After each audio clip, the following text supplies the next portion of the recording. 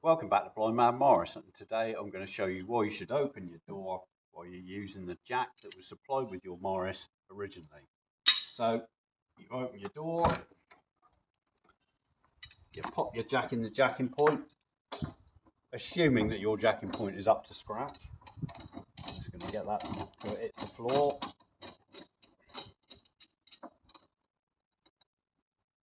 Snug. You take your starting handle, which has got the correct fitting on the end, fit that onto your jack, and then because the door's open, you can get a full turn. You could get a full turn on your jack, which is great. So in theory, that's fantastic. Lifts the car beautifully. When the body of the car flexes, it doesn't jam your door shut. Great.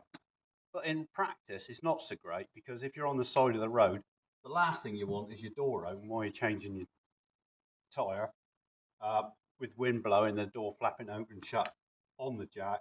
So in practice, it's not so great. But if you've got a room at home, always open your door when you're using your jack.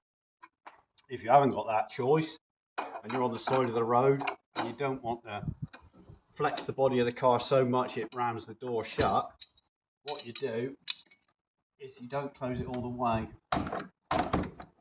You close it so it catches, but it's not stuck in the frame, and then you can then refit your jack. Although you won't get a full turn, you'll be able to lift your car without the door flapping around in the wind. And there you go.